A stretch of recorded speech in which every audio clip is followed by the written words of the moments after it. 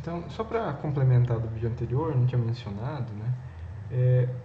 Quando a gente separou aqui o x1 e o x2, né? Só usando aquelas funções de transferência que a gente acabou de calcular, esqueci de comentar isso, né? Mas esse primeiro pedaço aqui, que seria a ft x1 sobre 1 vezes o 1, ela é a contribuição ou o efeito do 1 no x1, né? A contribuição do 1 na resposta x1. E esse segundo campo aqui que eu assinalei em azul seria o efeito do U2 no x1, né? Vocês podem parecer um pouquinho estranho, né? Porque se você levar a rigor essa multiplicação aqui, x1 sobre o 1 vezes o 1 daria x1, né? E x1 sobre o 2 vezes o 2 daria x1 também, e daria 2x1 igual a x1. Tá? Não é bem isso, né? Tem que cuidar com essa interpretação, porque essa multiplicação primeira aqui, ela está dizendo que a gente está calculando a contribuição da primeira FT, né, em face do 1 no x1. Né, e esse segundo termo é a contribuição do 2 no x1 também. Aí o mesmo raciocínio a gente consegue passar para o x2. Tá? Então esse primeiro termo é a contribuição de U1 em x2 e esse segundo é a contribuição de U2 em x2. Tá? Então a gente vai voltar nesse assunto bastante, né, mas é só para esclarecer aquele exercício que a gente fez anteriormente. Tá?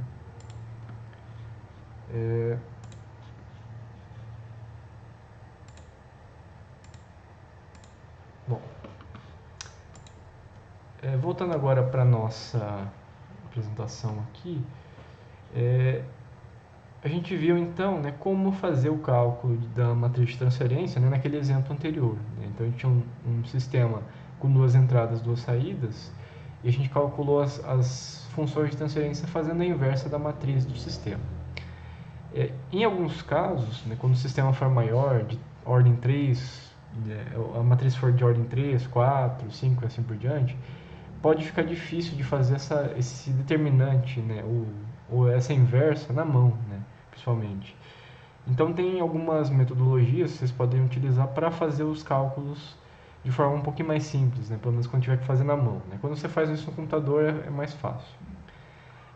Acho que todo mundo aqui já deve ter usado o que a gente chama de regra de Cramer. Né? Então é uma regra que permite a gente achar só algumas das FTs ali, né, dentro da matriz do sistema.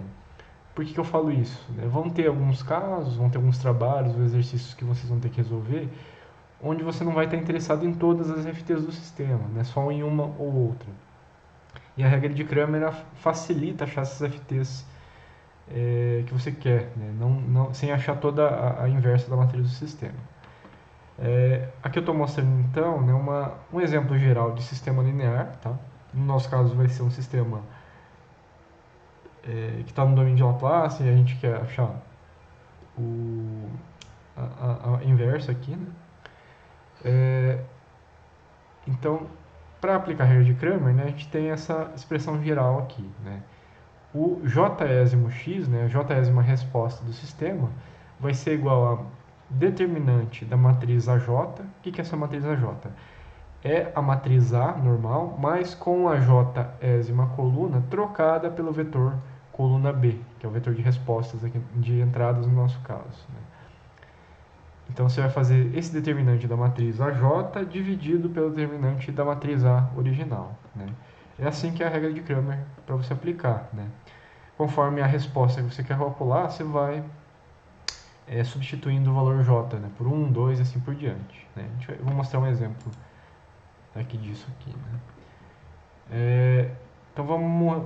Aqui um exemplo, né, de sistema linear normal, né, só para exemplificar essa regra. Né? Então a gente tem um sistema aqui com duas variáveis x1 e x2, né? E a matriz A é 2, 1, 3, menos 1, e o B, vetor B, é 1 e 2 aqui. Se eu quiser achar o x1, a gente tem que fazer o determinante da matriz A1, né, A com J igual a 1, dividido pelo determinante da matriz A. Né? O que é a matriz A1? Né? É a matriz A, só que com a primeira coluna trocada pelo vetor B. Né? Então esse 2 e 3 aqui eu troquei por 1 e 2. Né? E tudo isso dividido pela matriz, pelo determinante da matriz original, né? 2, 1, 3, menos 1. É só calcular esses determinantes aqui e dividir um pelo outro, e você consegue achar o x1 nesse caso, né? Para achar o x2 é exatamente o mesmo procedimento, só que a matriz do numerador passa a ser A2, né? Então quer dizer que a segunda coluna você vai trocar pelo vetor B aqui, né? Então eu deixei bem demarcado aqui em vermelho, tracejado, para entender, né? O que é a matriz A1 e o que é a matriz A2 nesse caso, né? Essa regra de Cramer você pode usar para achar, né, uma FT, pode usar para achar uma resposta de um sistema dinâmico, aí, dependendo da tua necessidade, né? Coloquei aqui um exemplo agora disso, né? Voltando naquela matriz geral, né, 3x3 que a gente tinha visto antes, né? Então, aqui, lembrando, né, essa matriz aqui é a matriz do sistema, vezes x1, x2, x3, que são as saídas, igual a 1, o 2 e o 3, que são as entradas. Se a gente tiver, por exemplo, que achar a ft x3 por u1, né, ou seja, a relação entre a saída x3 com a entrada u1, o que vocês fazem, né? Consideram então as demais entradas como sendo nulas, né? Então faz o 2 e o 3 igual a zero e resolve agora para achar essa ft, né? No nosso caso aqui a gente quer saber a ft entre x3 e o 1, né? O que a gente vai fazer então? Você pode aplicar a regra de Cramer para achar o x3 e aí você consegue dar uma mexida nesse resultado com base, né, na relação entre x3 e o 1. Né? Como a gente quer achar x3, o que você vai fazer é pegar a terceira coluna da matriz do sistema, né, e substituir a terceira coluna pela matriz de entradas aqui, o 1, 0, 0. Né, e dividir tudo isso pelo determinante da matriz do sistema. Então, o x3 seria, né, essa matriz aqui. Nota que a terceira coluna ela está com o 1, 0, 0 substituída, né? E dividido pelo determinante da matriz original, né? Se você fizer esses determinantes aqui, no numerador você vai ter B1, C2, U1, menos B2, C1, U1. Né? Nota que aqui a gente está aparecendo apenas o 1. Por quê? Porque a gente considerou o 2 e o 3 como sendo nulos para achar essa FT. Né? Dividido pelo determinante do denominador aqui. Né? Então, normal que só fazer esse cálculo. Se você quiser achar a FT que a gente pediu ali, é só passar o 1 aqui, dividindo no lado esquerdo da nossa equação. Então vai achar x3 sobre 1 é igual a FT do nosso sistema aqui. Né? Então aqui é só um exemplo, né, de cálculo bem geral aí, num sistema com 3 entradas, 3 saídas, né, onde você quer só, por exemplo, a FT x3 1. Né? Então a gente vai usar isso aqui bastante, né, principalmente quando a gente só quer ver uma das variáveis de saída, por exemplo, ou quando alguma variável de entrada no nosso sistema não tem um efeito importante para a gente. Né? De novo, né, essa questão de função de transferência a gente vai ver bastante ao longo da disciplina, principalmente quando a gente lidar com modelagem de sistemas, que a gente vai começar no próximo capítulo de aula. Né? Coloquei aqui um exemplo 12, que é um exemplo bem simples, na verdade, mas é principalmente para entender a ideia da função de transferência, né, de relacionar variáveis de entrada e de saída aqui. Então, o exemplo 2 está pedindo para encontrar as FTs relacionando as velocidades angulares ω1 e ω2 de saída com a velocidade angular da engrenagem de entrada, né, que é ωi. Essa letra I vocês vão ver bastante aqui na nossa disciplina, e esse I é usado sempre para entradas. Né? Então, ωi é a velocidade angular de entrada. Né? O que a gente tem aqui no nosso sistema é basicamente um trem de engrenagens. Né? Tem uma engrenagem de raio RI maior, ela gira no sentido anti-horário com velocidade angular ωi. Ela está conectada a uma outra engrenagem de raio menor R1 com velocidade angular ω1, que está conectada a uma terceira engrenagem de raio R2 e velocidade angular ω2 aqui. Então a gente tem essas três engrenagens e o problema está pedindo relações aí entre ω1 e ωi e ω2 e ωi. Né? São duas funções de transferência que a gente vai procurar aqui. Né? Então a gente vai voltar lá para o nosso quadro. Eu já rabisquei aqui só para a gente adiantar os desenhos. Né? Então aqui a gente tem a engrenagem de entrada com raio RI, rotação ômega-I, a segunda engrenagem do meio, né, de raio R1 e rotação ômega-1, e a terceira engrenagem de raio R2 e velocidade angular ômega-2. Para resolver esse problema, o que a gente pode fazer é relacionar ou analisar cada par de engrenagem separadamente para relacionar suas velocidades angulares, né? Então, eu desenhei aqui em separado, né, a engrenagem de entrada, né, que está em azul aqui, e a engrenagem 1, né, que tem a raio R1 aqui. Então, no nosso desenho aqui, eu estou colocando a engrenagem de entrada como dando uma velocidade angular no sentido anti-horário, né? Só para a gente usar uma convenção aqui, eu vou considerar que rotações no sentido anti-horário são positivas. Tá? Então, anti-horário é positivo. E a gente tem essa relação dessas duas engrenagens. Né? A gente pode resgatar algumas relações lá da dinâmica, né? Para relacionar as duas velocidades angulares. Né? Nesse ponto de contato entre as duas engrenagens, o que acontece? O módulo da velocidade escalar das duas engrenagens tem que ser iguais. Por quê? Se a gente considerar que não tem escorregamento entre uma engrenagem e outra, quando uma engrenagem está andando um arco ali, por exemplo, de 1 milímetro, a engrenagem que está conectada tem que andar esse mesmo 1 milímetro. Né? Então, a velocidade nesse ponto de contato ela tem que ser igual. Né? O que muda nessa velocidade na engrenagem 1, de entrada e na engrenagem 1? É o sentido. Né? Enquanto a engrenagem de entrada está girando no sentido anti-horário, a engrenagem que está em contato está girando no sentido contrário, no sentido horário nesse caso. Então a gente tem que levar em conta essa diferença de sinais aqui também no nosso equacionamento. Então, no ponto de contato aqui, entre as duas engrenagens, o que a gente tem? Né?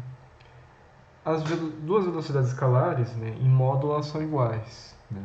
Como que é a velocidade nesse sisteminha aí? Né? A gente tem dois sistemas em rotação pura aqui. Né?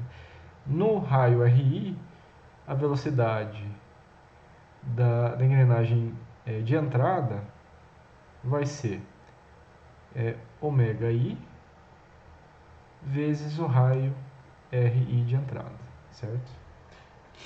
E isso vai ser igual a menos ômega 1 vezes o raio 1 de entrada. Né? O módulo das duas velocidades escalares tem que ser iguais, né? Que é o que a gente está colocando aqui. E o sentido está mudando, né? Porque uma engrenagem tem um sentido horário, outra tem um sentido anti-horário de velocidade angular.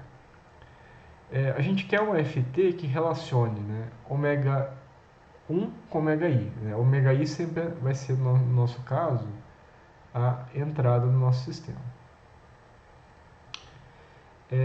Se a gente fizer a transformada de Laplace desse sistema, dessas duas equações, o que a gente vai ter? Ômega i é a nossa variável de entrada. Eu vou colocar aqui como ON-I, né, que é o maiúsculo de ômega. ON-I de S vezes o raio RI. O raio é uma constante, então não vai entrar com uma variável de Laplace aqui. Né? Igual a menos ON1 vezes raio 1. Nosso FT que a gente está querendo é o ON1 como saída dividido por ON-I de entrada. Em função de S, né, vai ser igual a menos RI sobre R1. Né? Então, isso aqui é a nossa primeira FT que o problema estava pedindo. O que isso aqui está dizendo para a gente? Né? Que a velocidade ω1 ela é RI sobre R1 vezes maior que a velocidade angular ω_i. Né? Então, RI sobre R1, deixa eu escrever aqui embaixo, diz quantas vezes maior é ω1 em relação a ômega i. E o que esse sinal negativo está dizendo para a gente, né? O sinal negativo diz que velocidades angulares têm sentidos contrários, sentidos opostos. Então, essa FT ela traz muita informação para a gente como se relaciona a entrada e a saída, né? Aqui é um caso bem simples de se visualizar isso, né? Esse trem de engrenagens aqui. Então, vamos fazer agora a segunda parte do exemplo, né? Então, ele está pedindo também para relacionar a velocidade angular da segunda engrenagem com da engrenagem de entrada, né? Para isso, a gente vai analisar primeiro a interação entre 1 e 2 aqui. Fazendo a mesma análise que a gente fez no caso anterior, né? O que a gente vai ter aqui? Menos ômega 1 na engrenagem 1 vezes o raio R1 vai ser igual a ômega 2 vezes raio R2. Né? Então, de forma similar ao que a gente fez anteriormente, a gente pode fazer a transformada de Laplace dessa relaçãozinha simples. Né? A gente vai ter menos 1 de S vezes R1 é igual a 2 R2. A gente pode até fazer um FT entre o ON2 e o ON1, né? Mas o problema ele está pedindo para relacionar essa velocidade angular ômega 2 com a velocidade angular da engrenagem de entrada, né? que é o ômega i ou OM i nesse caso. O que a gente pode fazer aqui então é usar a relação que a gente calculou anteriormente para relacionar então, né, o ON2 com o ON-i. Lembrando então que a gente obteve lá no caso anterior que ON1 sobre ON de entrada i era igual a menos, né, RI sobre R1. Então a gente pode substituir essa expressãozinha aqui, né,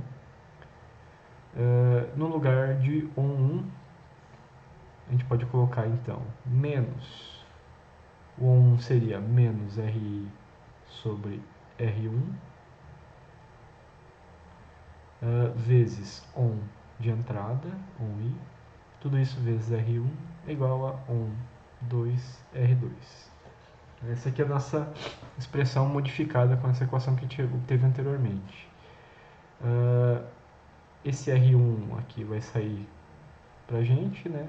E a gente pode finalmente isolar, né, as nossas variáveis para obter a FT que a gente quer. Então aqui a gente tem RI vezes ON-i é igual a ON2 R2. Então a gente pode isolar nossa FT, ON2 sobre ON-i em função de S é igual a RI sobre R2. Né? Então, o que a gente observa aqui, né, diferente do caso anterior, o sinal é positivo. Né? Por que o sinal é positivo? Porque a velocidade angular da engrenagem de entrada aí, ela vai ter o mesmo sinal da engrenagem 2 que a gente está colocando aqui. Né? Então, sinal positivo por quê? Porque velocidade angular de I e 2 tem o mesmo sinal, o mesmo sentido. E o que é esse RI sobre R2? Né? Significa que a velocidade angular da engrenagem 2 vai ser RI sobre R2 vezes maior ou menor que a velocidade angular da engrenagem de entrada. Né? Então, nesses casos aqui, né, as FTs elas ficaram bem simples, nem aparece aquela variável S, nem nada. Por quê? Porque não tem nenhuma derivada nessas expressões. Né?